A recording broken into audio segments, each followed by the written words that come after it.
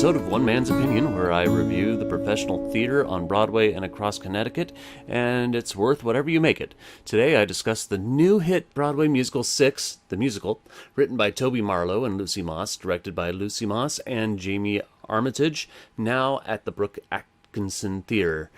Six has already received a lot of press for it being a watershed musical in that it is not only an all-woman musical, its band is entirely female, directed by two women, choreographed by a woman, and half its design team are women. As wonderful as it is that there is a musical with an unprecedented female representation on the Broadway stage, there comes the question, is Six actually good, or is it only popular because of the reputation of being a breakthrough musical for female equality in the professional theater? Because there have been times when I felt that there are shows that receive more acclaim than it deserves because of it has brought awareness to minorities or civil rights issues, but upon closer observation and some reflection, the show isn't as good as initially perceived. As for Six, Fighting Four, Fierce Five, Final Five, move over, because the Sensational Six are here and they're not going anywhere. Because Six is a high-energy, powerhouse display of what the six historic women who have for 5 centuries been overshadowed by their larger-than-life husband, King Henry VIII. Designed to be similar to a pop concert, the six queens kick off the show competing with each other, looking to curry favor with the audience to have them vote for the queen who had the worst life as spouse to Henry. First is Catherine of Aragon, played by Adrianna Hicks, then Anne Boleyn, played by Andrea Muscat, followed by Jane Seymour, regularly played by Abby Mueller, but performed by Mallory Mate the night that I was there, and Anna of Cleves, played by Brittany Mack, Catherine Howard, traditionally played by Samantha Pauly, but I saw her stand by as well, Courtney Mack the night I was there, and Catherine Parr, played by Anna Uzel. Now, why Six works isn't because of the electric score and design that gives each queen their own style, from Catherine of Aragon's Beyoncé to Catherine Parr's Alicia Keys, though each of them do have a unique style of music and costume design, and it is all great to see. No, the reason Six works is because these 6 disparate characters, all with different backgrounds and different stories, living under the rule of a monarchical patriarchy, all have agency. Tendency is to define strength based upon what we want it to be and not for what it is for others. All 6 of these women are strong, but for all different reasons, and not all for reasons everyone will agree with, and that's okay. People may not agree with Anne Boleyn's flirtatious behavior with other men, and depending upon whose history you're reading of her life, she may have been cheating on Henry as much as Henry was cheating on her, or Jane Seymour's dedication to her philandering husband, or Anna of Cleves' greed, but these are decisions they make for themselves. And that's the power of the show, that they are each their own person, that they were each their own person before they met Henry VIII, and they were still their own person after they married him, which should be inspirational for everyone, not just women.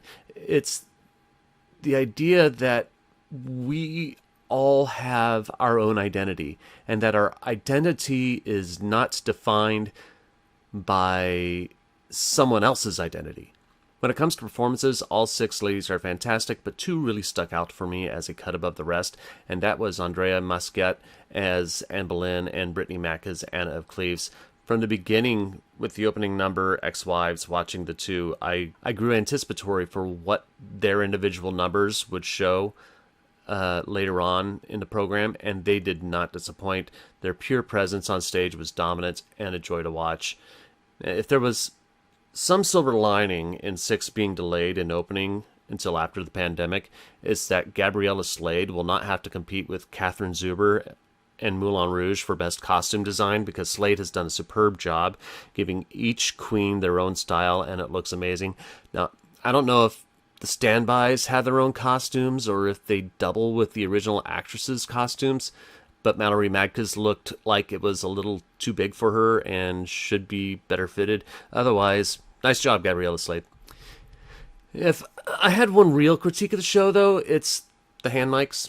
These women are belting out brilliant, tight ensemble harmonies throughout the show, and they sound incredible, but I would like to believe that audiences are comfortable enough that we can have a concert-style piece of theater without them. Microphones, they cover the actor's face and take away the use of one of their arms, and I would have liked to have seen the performers have a little bit more mobility and use of their entire body and face in order to present and act the characters. Is 6 groundbreaking? Absolutely. Is it also a great show? Absolutely. It's a lot of history to try to cram into 90 minutes, and you're not going to get a complete and thorough lesson here. But it is a fun show that gives acknowledgement not only to 6 queens who have been for 5 centuries living in the shadow of one man, but also acknowledges the women artists who have graced the Broadway stage for more than a century and their strength that has brought the opportunity for a show like 6 to happen. So yes, I highly encourage everybody to go and see 6. Particularly bring your daughters because it should be an inspirational show for them. There's no strong language. There's some adult subject matter. Use your best judgment. If I was going to give the show a rating, like a movie, it would be PG-13. It really is an enjoyable show, and everybody should come and see it. Bring your sons too. It would show them that just because there's no guys in it doesn't mean it's not a good show.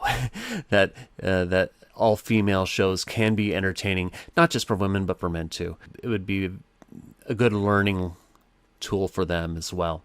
So that's one man's opinion of 6 the musical. Leave yours in the comments below. If you want to purchase tickets for 6, I'll leave a link below. Be sure to like, share, and subscribe, and follow me for future reviews. My next review will be the new Broadway play, Chicken and Biscuits, written by Douglas Lyons. Thank you for watching, and I will see you at the theater.